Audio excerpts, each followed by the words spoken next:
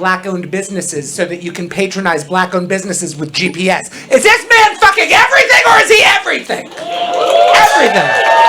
Ladies and gentlemen, welcome to the stage, a man I love and admire. It is Mr. John Lester! They see me rolling, they hating, patrolling and trying to catch me riding. Yo, you guys give it up for Mayron, man. Please, man. Thank you for that introduction, man. And Mayron, just so you know, man, the app is going good. I think we're going to cross 50,000 downloads tomorrow, man. Yes, thank you guys. 50,000 downloads, man. People ask me all the time, too, like, John, you do comedy. What do you think is harder, doing comedy or a tech startup? Because people are scared to do comedy, right? People are like, oh, I could never do that. You know, I could never do that. It's like, I don't know, man. I used to think that comedy was harder, right? Because at least with comedy, right, if I come up here and I bomb, I never have to see you motherfuckers again, right?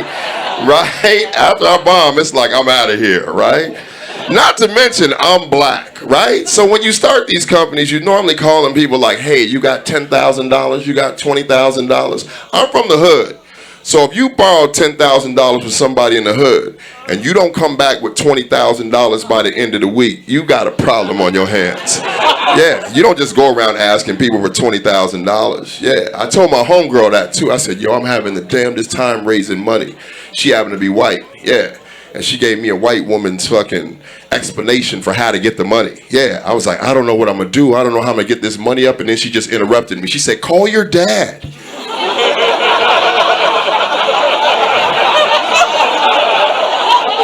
And she said it like it was a magic Disney wand.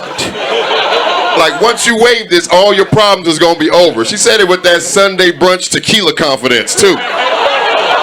Like, duh, you know what I'm saying? She said it so confident that I was like, maybe I should call my dad. Look, I can see some white girls in here don't even get the joke. Some of y'all still sitting there confused as hell, like, I don't get it. Why wouldn't he call his dad?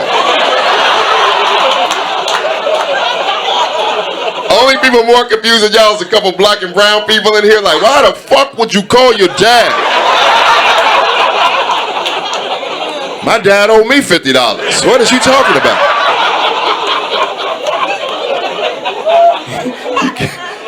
Yeah, man. Can't be asking people for no $10,000, $20,000. I even hate even asking people. One of my homeboys, this pissed me off too. It's nothing that hurts your feelings more than when you know somebody got the money and still won't give you the money or won't download the app that you like, man, it takes 30 seconds to download an app to support black-owned businesses. You know what I'm saying?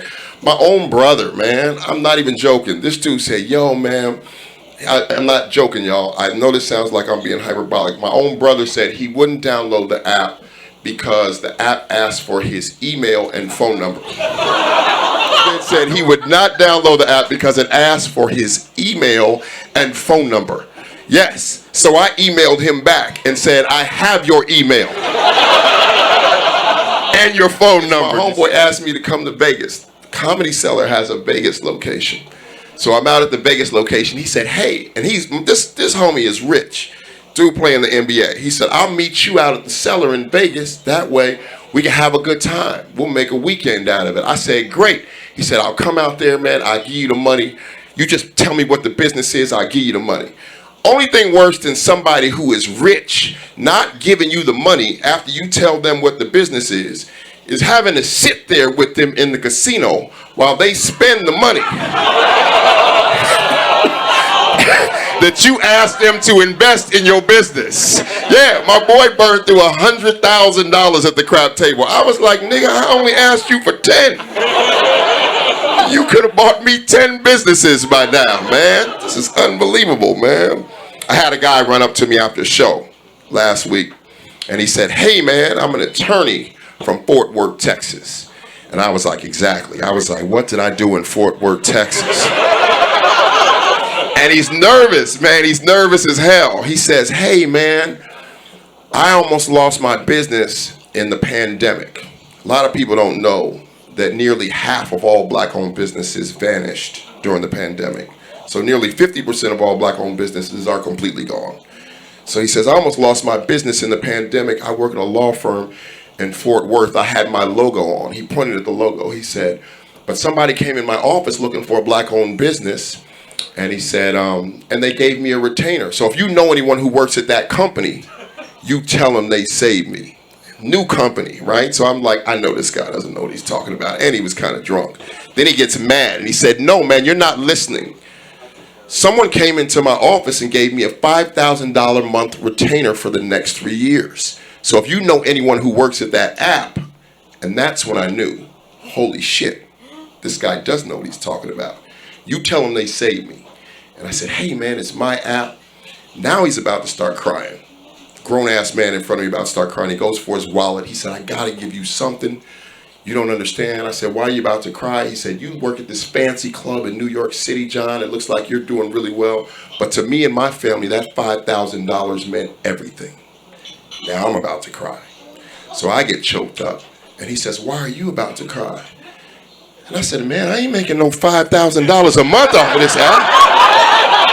This is bullshit, man. I need to open a law firm in Texas, man. You guys have been phenomenal. My name is John Lasseter. Yeah, she got a little butt, so what? Big bag, she can show enough.